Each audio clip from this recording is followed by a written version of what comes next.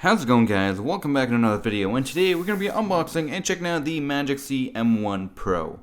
Now, if you guys remember, we have already unboxed and reviewed in depth the original Magic C M1, which was a pretty good all-in-one headset. In fact, it was one of the best ones, and it had a lot of cool features. And the main thing that was holding it back was the 1080p screen, because let's face it, you're going to use this headset mainly for videos. So the box looks pretty much the same. All it does is say M1 Pro here. Same exact box as the original. Now let's unbox it.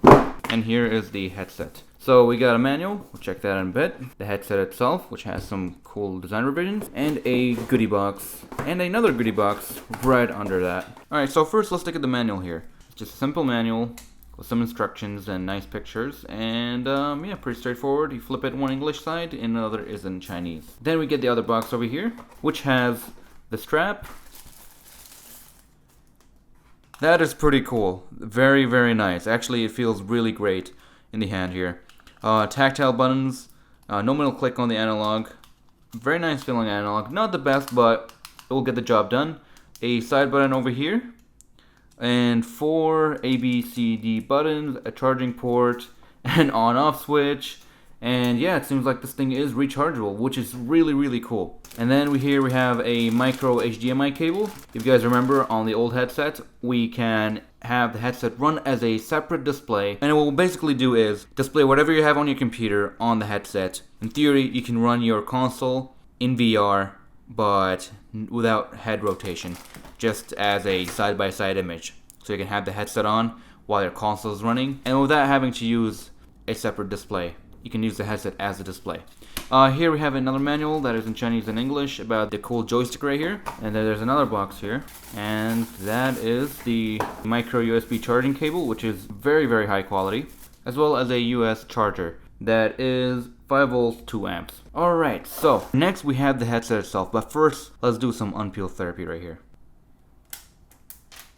Now this design actually looks pretty interesting. It gives it a unique look, unlike the original one. This is the original one. This is the M1 Pro right here. Basically, they are the same specs, except this one has a 1440p display, as well as a joystick controller. But more importantly is the new Nibiru OS, which we'll be checking out in depth once again. In the bottom, we have a micro SD card slot, which is nice. So you can load up all your movies that you want. On the top, we have a headphone jack, a HDMI and USB ports. So that's the HDMI input, as well as the USB charging port. The main Nibiru buttons for controlling the OS, and the same thing here, directional and enter and a back. Then we got the lenses here, which are pretty much 40mm, as you guys can see, as well as a proximity sensor to detect when you have the headset on and off. It will automatically pause and play the video that you're currently on using the built-in VR player. And then we got pretty much about the same facepad here as the original one. Yeah, that is pretty much it. Alright, so originally the comfort level on this thing was actually pretty good. In fact, you can even wear your glasses on the original one, so you can also wear it here. It's not going to be the best experience with glasses, but you can wear your glasses. Now, the lenses are not focus adjustable, nor IPD adjustable, but that was fine for the most part. The nose room was actually pretty good. Didn't have much issues there. It was really decent. One thing I actually noticed is the facepad actually looks a bit different than the original one. As you see, the original one has more of a velour, comfortable, soft material here that is actually pretty thick. But on the new one here, it's more of a spongy and not a lot of thickness to it, and it kind of feels rougher. We'll see how that does in just a bit. But yeah, let's put on the headset, check out the comfort, and see how much improved the new OS is. Alright, we are back. This thing is getting filled with fingerprints, and I have a lot to say about this headset, which are a lot of good things. First of all, we have a lot of new apps inside, and the main highlights actually of this headset right now over the other one, or should I say the new Nibiru OS, is we have the new Google Play Store that works perfectly fine. We have YouTube, which also works great, and it also links to your user accounts. You can add videos to watch later and view them here later on in bed. Now, actually, once I started YouTube, I first clicked on a 1 hour long epic fail compilation video, and I got lost in it. I had these pair of headphones on, my HyperX Cloud 2s, and I had a very, very fun time with it. I actually did not have a lot of issues, despite the fact that the facepad here was changed to a lower quality facepad, which was kind of unfortunate. it. But I was actually able to put this on for an hour and not have an issue with it. Not too much of an issue. I took this face pad, put on the new one, and it did make a big difference. But again, who knows? I'll try to get in touch with them and ask them if they are able to maybe use the old face pad instead.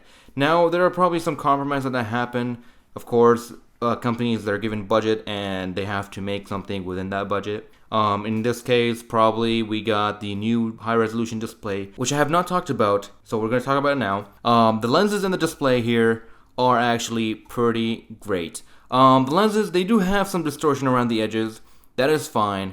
It's not a big of an issue. You do see like a centimeter on each side of edge, but trust me, it does not get in the way of any viewing experience since you're mainly going to be watching videos on this thing, honestly. Even games, we'll find out how games run if the new Nibiru OS is fixed the old issues. And speaking of issues, I actually did not encounter any of the issues I had previously on the Nibiru OS, such as trying to navigate. It was kind of quirky at times, and there were a lot of glitches, but didn't have much of that this time. Nose room, the same thing with the old one. There is this little area that digs just a tiny bit into your nose, but it's very tolerable and it's not a big issue actually. In fact, if you guys really want, you can even file this part down. You can see that it kind of protrudes, but it is fine. Not an issue. Or you can even put a padding here if you really wanted. Now, if you guys have been watching my channel for the past year, you probably have collected and accumulated a bunch of headsets. It seems from the comments. The thing that I like about these headsets, the all-in-ones, and the Google Cardboard headsets is you can pretty much mix and match face pads and straps if you'd really like. Now, one thing I want to mention here that I've encountered and heard a lot about and people contacting me about is the HDMI function. On the old headset here, on the knockoffs, the ones that look different, they all have a similar issue, where it seems like HDMI 1.4 devices will not work with the headset. But we're going to be testing this out and seeing if we can run it on HDMI 1.4 devices. Now I have actually accumulated a bunch of devices that have HDMI.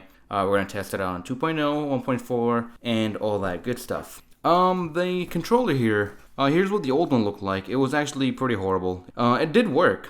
I mean, these functions did work, but sometimes buttons, if you have the headset on, they're kind of really hard to distinguish. There's barely any texture or profile that lets you know where you're pointing.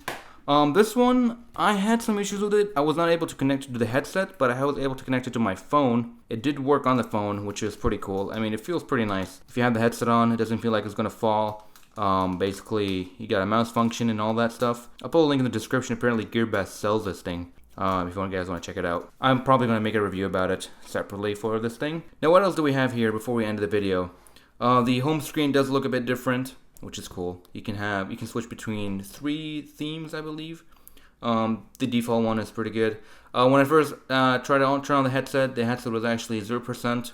I had to charge it up before I turn it on. Setup process was pretty quick and simple. And one last thing, let's talk about the clarity and what this headset is probably going to be used for mainly. Now, people have contacted me about this headset, asking me questions about it, and for all kinds of uses. Some people wanted to use it for development. Some people want to use it for photography, showing their clients their photos, which this thing, by the way, does a very good job. It is IPS. And it can get very, very bright, which is very, very nice. Alright. The screen door effect is very minimal, thanks to the lens and the 1440p display here, which is really nice.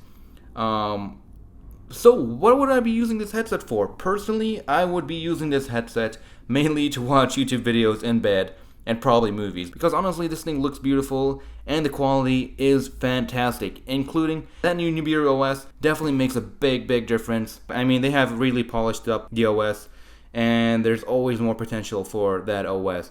Previously, I looked at all-in-one headsets as a cumbersome piece of hardware, but now in an improved OS, it can definitely be something very special. And yeah, guys, that is it for the unboxing. Hope you guys have enjoyed this video. Let me guys know what you think. And yeah, that is pretty much it. Hope you guys have enjoyed this video and found it helpful. If you did, hit that like button and subscribe for more content like this. And I'll see you guys in the next video. Take care, everyone.